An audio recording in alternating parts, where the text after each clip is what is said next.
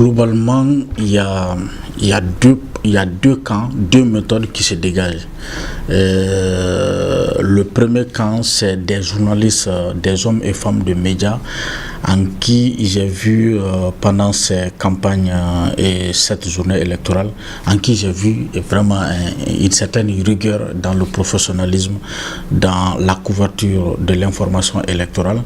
Mais en revanche, l'arbre ne doit pas cacher la forêt. Il y a malheureusement encore des brebis galeuses, et il faut le dire, des individus qui malheureusement se cachent derrière cette profession pour apporter leur soutien à tel ou tel candidat. Moi je dis qu'on ne va pas réinventer le journalisme, c'est inadmissible. Soit on est journaliste et on le décline clairement, soit on est homme politique et puis on vous traite comme tel. Le journaliste n'a pas pour rôle de militer dans une instance de parti. Je dis que la chance pour nous de parvenir à des élections libres, transparentes, des élections sans crise, passe aussi par la responsabilité des médias. Moi, j'ai été choqué de voir certains journalistes s'afficher clairement aux côtés de certains hommes politiques ou dans leurs posts sur les réseaux sociaux, ils osent nous dire clairement que leur candidat est le meilleur candidat. S'afficher auprès d'un candidat en compétition, on pourrait être une violation des principes éthiques et déontologiques. Un simple citoyen peut le faire, mais quand ça vient d'un journaliste, c'est scandaleux. Donc pour moi, ce dernier cesse d'être journaliste. Oui, il m'est difficile de parler de l'ensemble des journalistes, mais j'ai connaissance d'un certain nombre d'initiatives que certains organes ont développées. Je prends par exemple le cas de notre organe à Studio Tamani.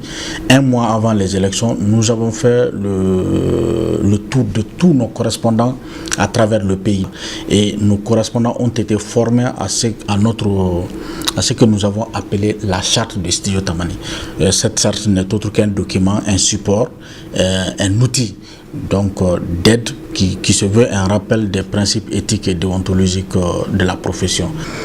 J'ai connaissance aussi d'autres initiatives comme celle prise par la Maison de la Presse qui a formé dans les régions un certain nombre de journalistes, surtout sur médias et élections, dans le cadre de la couverture électorale. Et qui, selon moi, sont des initiatives à saluer parce que c'est toujours bon de rappeler aux journalistes quelle est notre responsabilité sociale dans le cadre d'un processus électoral comme celui de 2018. L'idée du gouvernement, en partenariat avec les associations professionnelles de médias, de donner des gilets aux journalistes qui vont être sur le terrain, c'est une bonne chose.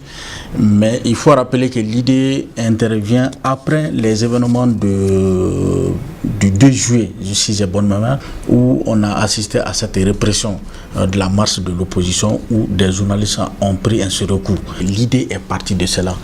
Elle n'est pas mal en soi, mais je dis qu'au-delà de mettre des gilets à la disposition, moi je veux qu'on aille au-delà et expliquer clairement à ces agents de force de sécurité qu'ils n'ont pas à s'attaquer à des journalistes avec leurs caméras ou avec leur dictaphone. Ce n'est pas leur rôle. Les journalistes ne sont pas des manifestants. C'est des gens qui font leur travail comme les agents des forces de sécurité. Et s'attaquer aux journalistes dans le cadre de l'exercice de leurs fonctions, le ministre de la Sécurité a beau présenter ses excuses, c'est un acte inadmissible, il faut le rappeler aux autorités de ce pays.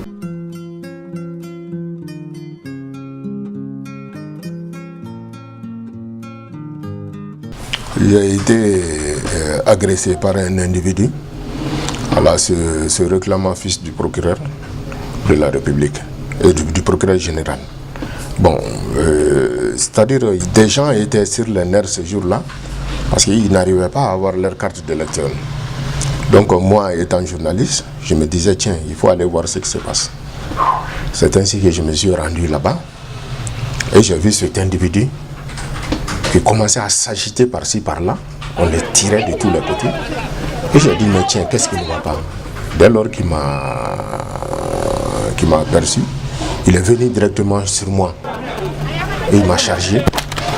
Voilà, il a retiré mon caméra qui est tombée. Et finalement, le caméra est hors d'usage.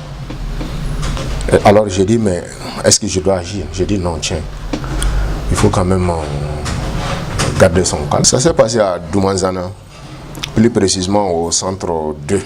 Et là, voilà, j'ai porté plainte contre la personne. Je ne sais pas, je ne connais pas son nom.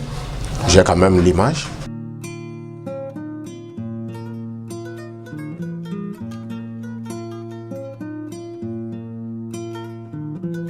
Alors dans le cadre des élections présidentielles, on n'a aucune difficulté pour couvrir cette élection. Bon, il y a eu un fait un peu marquant, même très marquant, où mes collègues ont eu quelques soucis à l'aéroport, etc. C'était un moment un petit peu tendu. Mais après, tout ce qui s'agit de la couverture médiatique, etc., il n'y a vraiment aucun souci.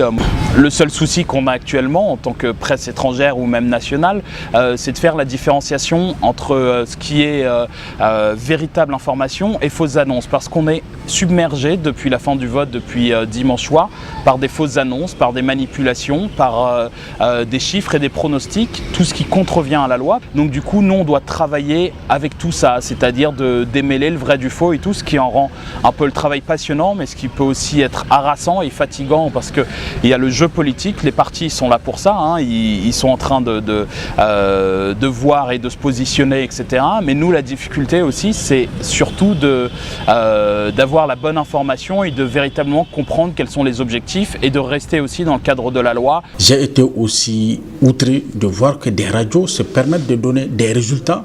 Les débats d'école peuvent se poursuivre. Je dis qu'il y a véritablement un problème. Je ne peux pas appeler cette radio une radio irresponsable. Moi, je dis que le journalisme professionnel et exigeant nous impose à donner la latitude aux instances habilitées à donner les résultats. Les journalistes rapportent les résultats donnés par les instances officielles habilitées à le faire.